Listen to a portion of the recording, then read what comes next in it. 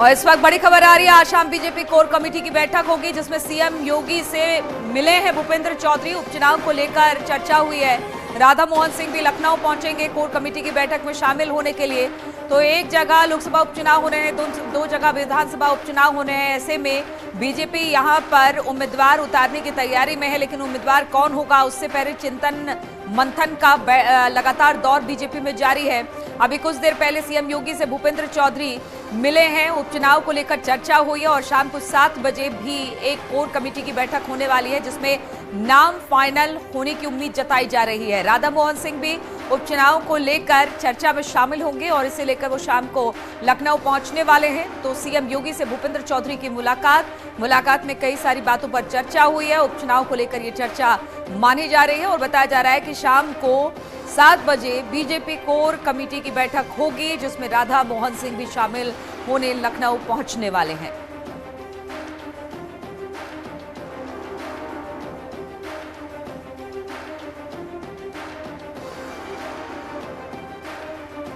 तो आज शाम बीजेपी कोर कमेटी की बैठक होने वाली है। सीएम योगी से भूपेंद्र चौधरी यानी कि बीजेपी प्रदेश अध्यक्ष मिले हैं। उपचुनाव को लेकर चर्चा हुई है। तीनों जगहों पर जहां उपचुनाव होने हैं वहां पर बीजेपी कौन प्रत्याशी उतारेगी, किसे उतारेगी, इसको लेकर मंथन का दौर लगातार जारी है। आज कोर कमेटी की बैठक भी शाम को 7 बजे होने वाली है जिसमें मुख्यमंत्री, दोनों डिप्टी सीएम, इसके अलावा प्रदेश अध्यक्ष राधा मोहन सिंह, तमाम लोग शामिल होंगे। और बताया जा रहा है कि आज जो नाम इन सीटों पर उतारे जाने हैं उन्हें फाइनल कर लिया जाएगा और उसके बाद आलाकमान को भेजा जाएगा जिस पर मुहर लगेगी। और बताया जा रहा है कि 14 नवंबर तक बीजेपी अपने प्रत्याशी घोषित कर सकती है। तो आज की ये जो मीटिंग है कोर कमेटी की बेहद अहम हो जाती है, इसलिए सभी लोग पहुंचने वाले हैं इस बैठक में। और इस बैठक में तय होगा कि जो तीनों जगह उपचुनाव होने हैं, अगर बात की जाए मैनपुरी की तो यहाँ पर लोकसभा उपचुनाव होना है, बाकी दोनों जगहों पर विधानसभा उपचुनाव होना है। यहाँ पर प्रत्याशी कौन होगा, खास तौर पर ये 2 गढ़ रामपुर और मैनपुरी बीच एसपी का गढ़ माना जाता है। तो इस एसपी के गढ़ में सेंधमारी कैसे होगी, कौन से प्रत्याशी बनाए जाएंगे, उतारे जाएंगे और किस तरह के कॉम्बिनेशन बिठाए जाएंगे, इसी पर मंथन और चिंतन का दौर लगातार बीजेपी में चल रहा है। और इसको लेकर अभी कुछ देर पहले भूपेंद्र चौधरी भी सीएम योगी से मुलाकात करने पहुंचे थे। मुलाकात उनकी हुई है, बातचीत हुई है उपचुनाव को लेकर। और शाम में बताया जा रहा है कि कोर कमेटी में बैठक के लिए राधा मोहन सिंह भी लखनऊ पहुंचने वाले हैं। कुछ देर में लखनऊ पहुंच जाएंगे क्योंकि शाम में कोर कमेटी की बैठक में राधा मोहन सिंह भी शामिल होने वाले हैं।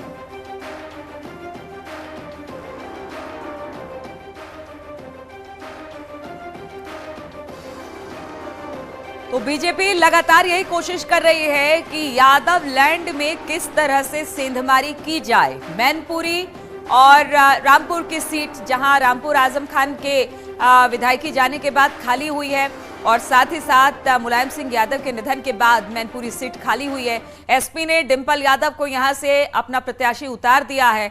अब उसी को ध्यान में रखते हुए तमाम समीकरणों को बिठाते हुए मैनपुर, रामपुर और खतौली में किस तरह से उम्मीदवार उतारे जाए जिससे जीत बीजेपी की हो, इसी पर मंथन और चिंतन का दौर चल रहा है। अब से कुछ देर पहले भूपेंद्र चौधरी भी मुख्यमंत्री योगी आदित्यनाथ से मिले हैं और इस वक्त हम सीधे संकेत के पास चलेंगे जिनके साथ प्रदेश अध्यक्ष भूपेंद्र चौधरी हैं। संकेत,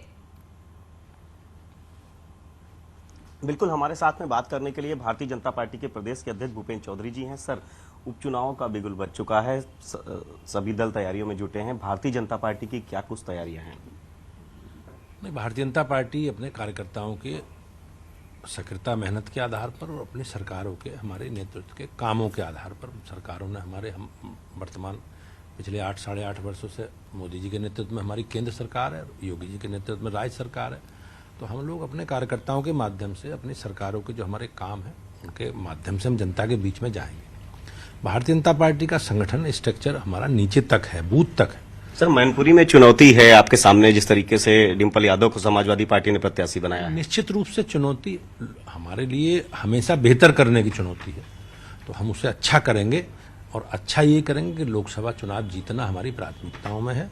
और पूरी तैयारी के साथ हमने अपने संगठन का स्ट्रक्चर पूरा हमारा अपडेट है। हमारे बड़ी संख्या में कार्यकर्ता जनता के बीच में है। आप पिछले 3, 4, 5 सालों का देखो आप कि पूरी पार्टी हमारी पार्टी के कार्यकर्ता, हमारी गतिविधि जनता से जुड़े विषय, जनता की समस्याओं को ध्यान में रखते ही हम लोग उनके बीच में हैं, चाहे कोरोना जैसे विषय हों।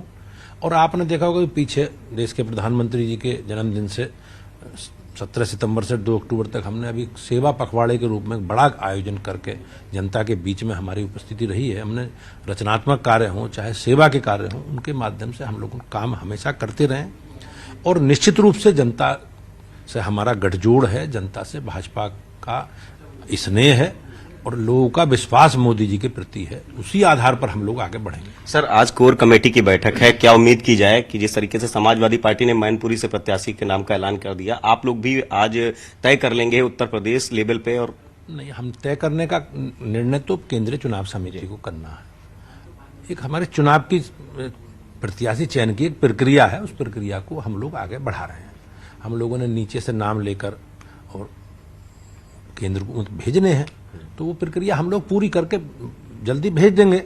और मुझे लगा 17 तारीख तक मैनपुरी और खतौली का नामांकन है और 18 तारीख में शायद रामपुर का नामांकन है।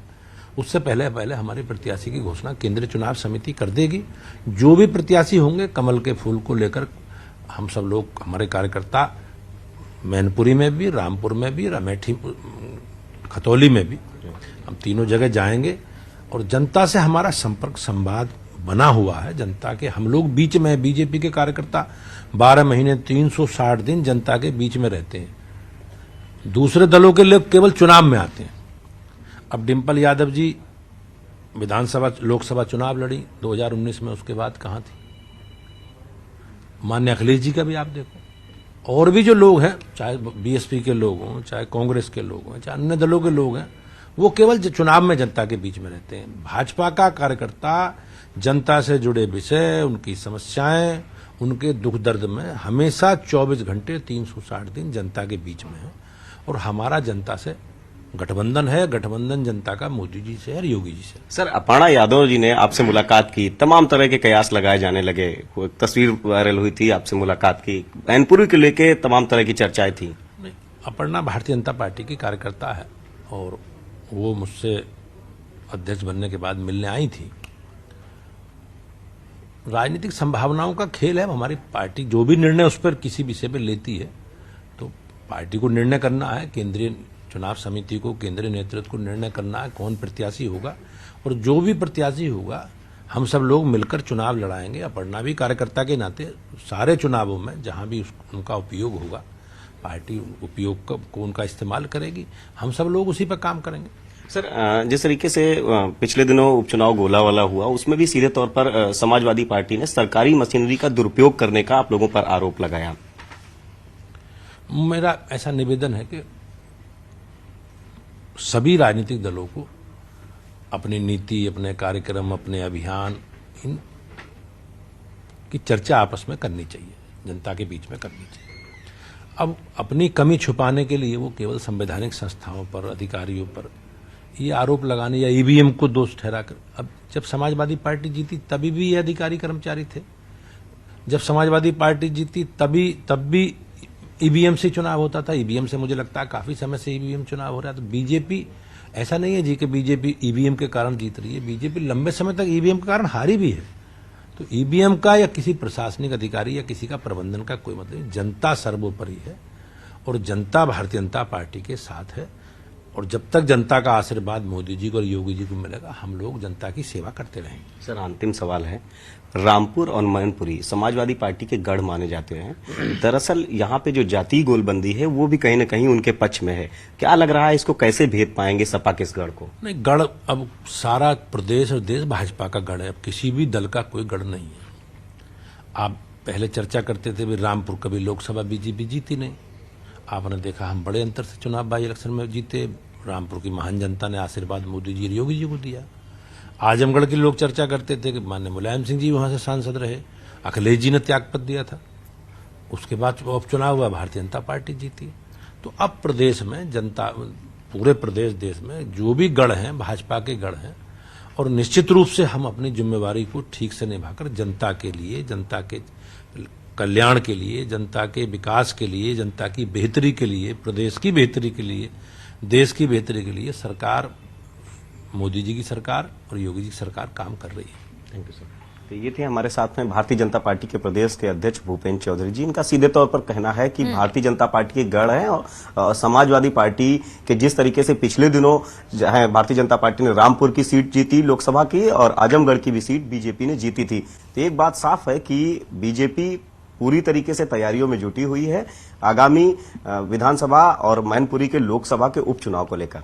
ठीक है संकेत, बहुत बहुत शुक्रिया और भूपेंद्र जी का भी बहुत बहुत शुक्रिया हमारे साथ जुड़ने के लिए। भूपेंद्र चौधरी को आप सुन रहे थे, प्रदेश बीजेपी के अध्यक्ष, जिन्होंने कहा पूरा उत्तर प्रदेश हमारा गढ़ है और मैनपुरी और रामपुर की बात उन्होंने की कि किस तरह से लोकसभा चुनाव में हमने अच्छा प्रदर्शन किया, हमने किस तरह से वहां पर सीट जीते, इसलिए हमारे लिए मैनपुरी और रामपुर की सीट बहुत मुश्किल नहीं है। हम लगातार काम करते हैं, हम 360 दिन काम 65 दिन काम करते हैं, तो हमारे लिए जीत मुश्किल नहीं है। हाँ, आज नाम हमारी तरफ से तय कर दिया जाएगा, फिर केंद्रीय पर्यवेक्षक टीम को भेजा जाएगा और फिर उसके बाद ही नाम पर मुहर लगेगी। खतौली, रामपुर और मैनपुरी उपचुनाव जहां जहां हो रहे हैं वहां के उम्मीदवारों के लिए बहुत जल्द इसका ऐलान भी कर दिया जाएगा। उन्होंने कहा चूंकि नामांकन भरने की आखिरी तारीख सभी सीटों की अलग अलग है, तो उन्होंने कहा उससे पहले ही प्रत्याशियों के नाम तय कर दिए जाएंगे।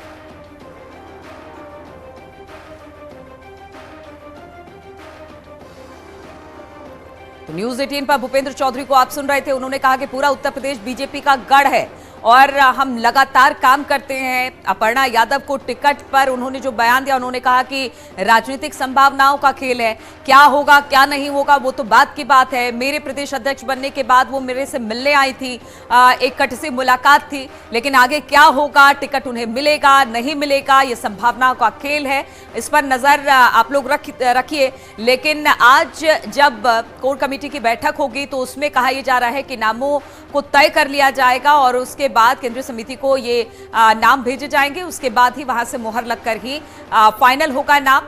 अपर्णा यादव पर भी उन्होंने बयान दिया, साथ ही उन्होंने कहा कि बीजेपी लगातार जमीन पर उतरकर काम करती है और रामपुर की जनता हो या फिर मैनपुरी की जनता, सभी ने हमें प्यार दिया है, इसलिए बहुत ज्यादा मुश्किल नहीं है इन जगहों को जीतना। और हमारी कोशिश यही है कि बीजेपी कार्यकर्ता जिस तरह से काम कर रहे हैं, नेता जिस तरह से काम कर रहे हैं, योगी और मोदी की सरकार जिस तरह से डबल इंजन की चल रही है, उस पर कहीं ना कहीं भरोसा आम जन जो है वो जरूर जताएंगे।